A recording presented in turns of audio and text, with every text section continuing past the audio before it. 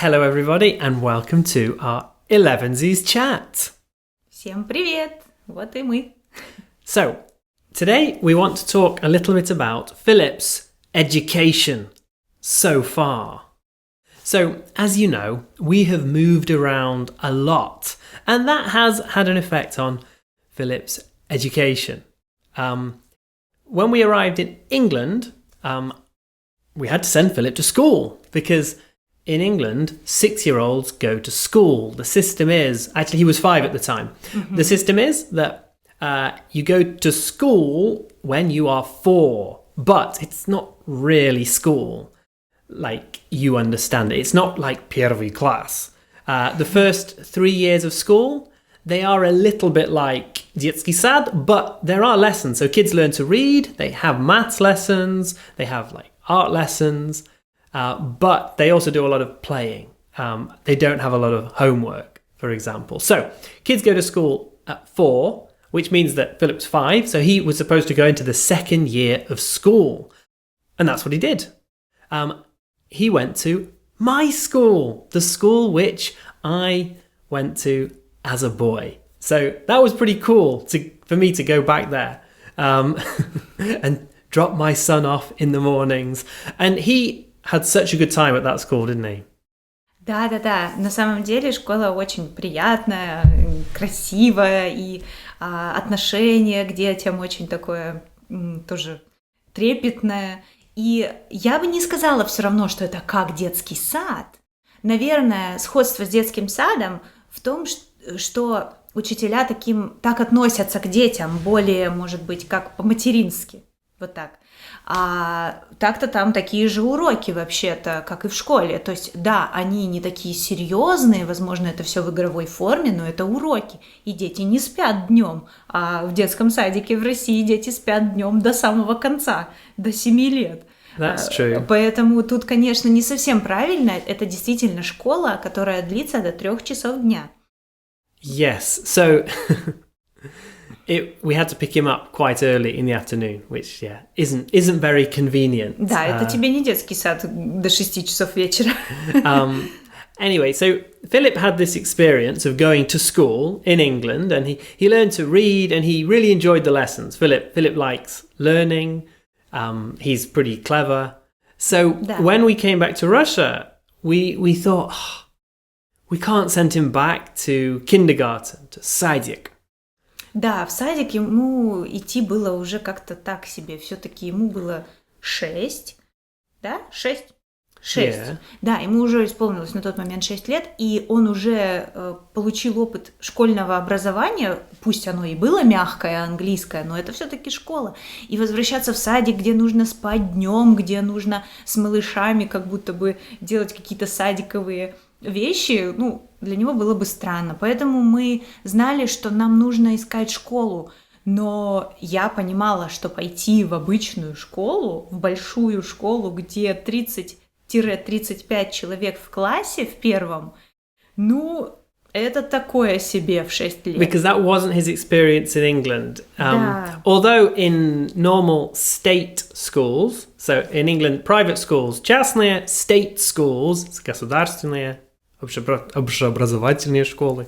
In state primary schools, there are 25-30 kids in each class, but Philip went to a private school in England where there were only 18 kids in his class. So each child got some personal attention from the teacher, and we felt like it would be really stressful for him to go to первый класс as a 6-year-old as well and be the youngest. Да, и еще нужно понимать контекст. Ребенок, который только что провел учебный год в другой стране, придет 1 сентября в России, и он будет, мало того, что белой вороной, так он вообще ничего не поймет, потому что стиль общения другой, стиль вообще преподавания, как учителя разговаривают, как к ним обращаться. Дети, он на год, можно сказать, выпал из русскоговорящей социализации, среды детской. Yeah. То есть он бы, не очень хорошо это было бы для ребенка, неправильно. So we were in this tricky situation. We didn't want Philip to go to kindergarten, we didn't want Philip to go to normal school, and we definitely didn't want Philip to be at home all day with us. Да, домашнее обучение — это все-таки не то, что нужно нам и ему. But Tanya found a solution. Я давно изучаю тему семейного образования. Еще с тех пор, как Филиппу, наверное, было 2 или 3 года, я начала впервые об этом читать. И в России есть такая форма обучения — семейное образование. И она предполагает, что родители сами несут ответственность за образование детей, не отдают их в школу или сад, в учреждение, а делают это сами. А как они это делают, это уже их проблемы, скажем так. Есть несколько вариантов. Есть вариант онлайн-обучения, у нас есть семейные школы онлайн, где, по сути, ребенок выходит в онлайн каждое утро, да, и смотрит уроки, видеоуроки или участвует в зумах и так далее. Можно обучать ребенка дома самому. Да? Я учитель, я могу, но не буду погружаться, но я думаю, что многие поймут, что не хочется этого делать, хотя есть такие люди, которые это делают, обучают детей просто дома, не водя никуда. И, конечно, третий вариант, он неочевидный, называется семейный класс. Это когда несколько родителей собирают своих детей в один класс, нанимают учителя за свой счет, снимают помещение и организуют школу, мини-школу для своих детей. Yeah. Мы выбрали and этот so yeah, вариант. that is what we decided to do. And so in September 2023, Philip started this school, and it worked well. It was good. He loved his teacher. Ни одного дня мы не слышали, чтобы он не хотел идти в школу. У него случился коннект с учителем. Детей было 10 на тот момент. Или... 10. Now it's 9, it was 10. Да, 10 детей. Организовали эту школу другие люди, не мы лично. Мы только вписались в чужой проект. Они нашли сами всех родителей и организовали учителя, помещение и так далее. Вот. И для нас это был идеальный вариант, и Филипп действительно с легкостью вошел в этот первый класс и начал учиться. Yep.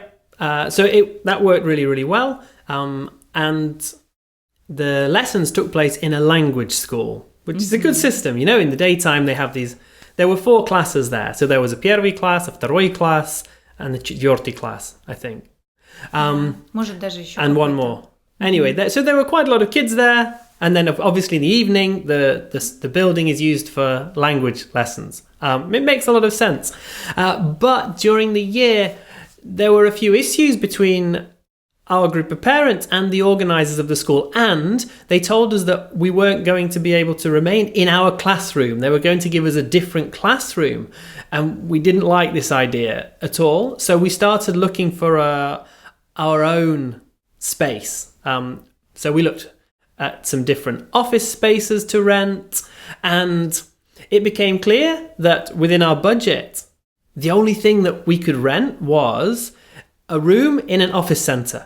And I imagine the situation where the kids have their classroom and next door there's a beauty salon and on the other side there's, some accountants, and the kids, they bother everybody because they make loads of noise and... They have nowhere to spend their breaks. What are they going to do? Run up and down the corridor? They would have a shared toilet with all the people who worked in the office centre. It didn't seem like a good option. And I started wondering how we would possibly find somewhere. But I also needed an office because after many years now working from home, I know that if you work from home, it's still or if you work for yourself, it's much better to leave the house. It helps to separate work and home. And not only for you as the working person, but also for the person that stays at home as well. It's better for us both, isn't it, Tanya, when I go out? Да, 100% нужно иметь какое-то рабочее пространство, и оно всегда было у нас в доме, где-то, да, в наших домах. Это действительно как-то, не для всех, возможно, кто-то нормально это воспринимает, но мы всегда проводили много времени дома. У нас много детей, которые тоже часто дома. У нас не такие дети, которых мы отослали куда-то, и потом вечером они там пришли. Может быть, это будет когда-то у нас такое, когда им будет 15, и они не захотят с нами время проводить. Но в данный момент работа в офисе будет намного лучше. Wasn't great. So we teamed up and we found a place where I could have my office and the kids could have their classroom. Да. We will post in the channel a little video about the school where Philip will show you the different rooms, including my office. And so from September, Philip started going to this office. It's on the ground floor of residential building дом, in the city centre. Да, это дом, точно такая же Сталин. But it has its own entrance, which is nice. Да, мы нашли все-таки этот офис, эту альтернативу, где и Бен, и мы, да, наша семья как бы снимает офис, а все остальное пространство — это пространство школы для нашего сына и остальных детей, которые в нашем классе. When we approached the landlord to rent the school, he thought that our suggestion was a good one because the only other people who wanted to rent the space were Krasnaya Belaya and Azon. And he thought that our idea of organising a kids' school was a better option. But that should help you to imagine the kind of office it is. It's the kind of place that usually becomes Krasnaya Belaya, Azon, Wildberries, etc. So, Philip has his lessons there. It works very well. I have my office there. That also works pretty well, except during the break when the kids are really, really loud. But, at least for me, it's nice to go somewhere with other people because it can be quite a lonely existence when you work alone and you work for yourself. So I like it that I go to the office and the kids are there. I see the other parents, the teacher, and there's some communication. I feel less lonely. Я думаю, что у тебя еще такой момент, что ты вырос в многодетной семье, и ты все время хочешь окружить себя людьми. There should be people. There should be people around. So it's working pretty well. Да, и с нами вместе ушел наш учитель из предыдущего здания, и поэтому для нас это идеальный вариант, и дети на самом деле, каждый получает кучу внимания от учителя, естественно, да, их всего 9 человек, она обучает их по программе, какой-нибудь лицейской или гимназийской, она старается их тянуть к знаниям, такая очень правильная учительница у нас. И дети стараются, дети получают образование, но при этом в комфортных для себя условиях.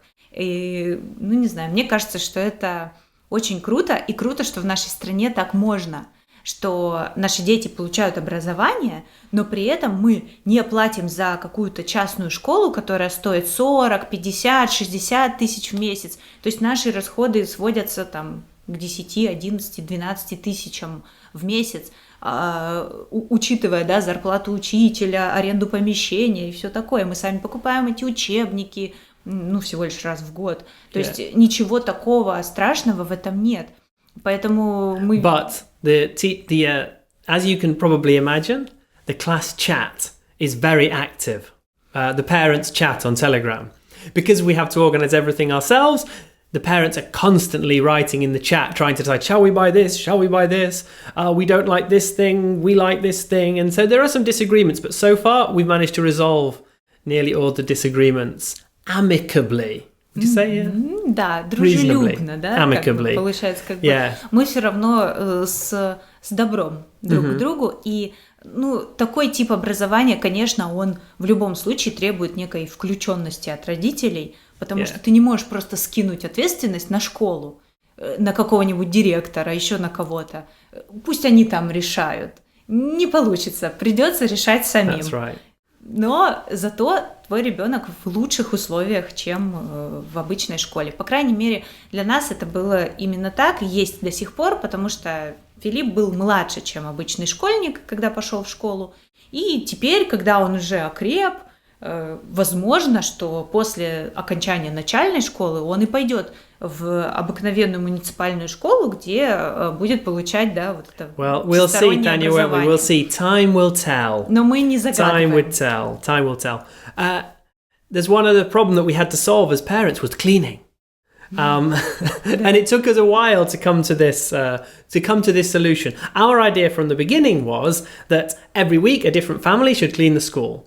However, there was one parent who particularly wanted to take responsibility for cleaning. And they did that for a few months before finally realizing it would be better if everybody took part. So now everybody has 1 week where they're responsible for cleaning. And last week we were responsible for cleaning. And we made a few videos about our cleaning experience. Tanya cleaned the school like it's never been cleaned before.